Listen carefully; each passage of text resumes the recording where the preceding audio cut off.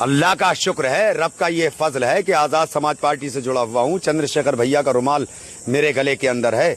किसी की हिम्मत नहीं है मेरी आंखों में आंखें डाल के बात कर ले। हाँ, अगर मैं किसी के साथ गलत बोलूंगा तो भाई साहब मुझे कानूनन सजा जरूर मिलेगी। डर नहीं लगता? बिल्कुल, जर्रा भर भी मुझे डर नहीं लगता। हाँ। खानका बनाने की इजाजत देती है, अपने अधिकार मांगने की इजाजत देती है। समझ रहे हो, ये वो संविधान है।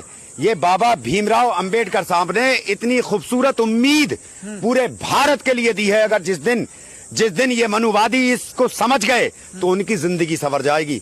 और मैं जाटव समाज के यानी एससी समाज, एसटी समाज जो लोग आते हैं उन तमाम लोगों तक ये पैगाम पहुंचाने की मैं कोशिश करता हूं कि अगर चंद्रशेखर भैया को अगर मुख्यमंत्री अगर बनाना है तो एक एक युवा को चंद्रशेखर आजाद बनना पड़ेगा। एक एक युवा को पूरी यूपी के अंदर।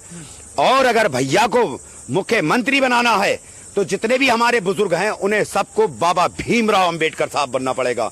और जितनी भी महिलाएं हैं एससी समाज में, एसटी समाज में, अगर वाकई इस संविधान से मोहब्बत करती हैं, जिन्होंने स्कूल की बुनियाद यहाँ भारत के अंदर रखी थी, अगर उनसे प्यार करती हैं तो एक एक एससी समाज, एसटी समाज महिला को सावित्रीबाई फूले बनना पड़ेगा।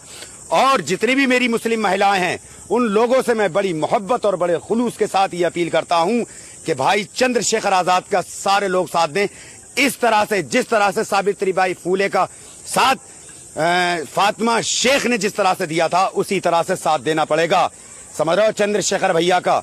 और अगर सत्ता में बीजेपी आ गई, यकीन मानना जितनी मस्जिदें बची हुई हैं उसमें से 20% नहीं बचेंगी, सारी मस्जिदें ये हुकूमत खत्म कर देगी। अच्छा? सच्ची बात बयान कर रहा हूं मैं तुम्हें। मेरा मकसद ये नहीं है। दो पहली चीज ये समझो कि अगर मुझे नेता बनना होता, हाँ। समझ रहे हो, नेता बनना होता तो चंद्रशेखर भैया से पूरी यूपी का कोई ना कोई पद ले लेता मैं। हाँ। और हर आदमी मुझे पद देता। हाँ। ठीक है, मैं पद की बुनियाद पर काम नहीं कर रहा हूँ। हाँ। वरिष्ठ कार्यकर्ता की बुनियाद पर मैं यहाँ काम कर रहा हूँ। किस बुनियाद पर काम कर रहा हूँ मैं? हाँ। क्योंकि चंद्रशेखर भैया हिंदू हो, मुसलमान हो, सिख हो, ईसाई हो, सबकी हक की आवाज उठाते हैं। उनके सीने में दिल है। हाँ। समझ रहे हो, पत्थर नहीं है। हाँ। जिनके दिलों में पत्थर होता है, समझ रहे हो, वो नहीं देखते हैं कि बेवजह में इनकाउंटर करवा दिया जाता है। बेवजह में, हाँ। बेवजह में पैरों से अपाहिज करा दिया जाता है। बेवजह में सिर्फ प्रमोशन हासिल करने की बुनियाद पर। हाँ। समझ रहे हो, तो ये जुल्म है भारत का।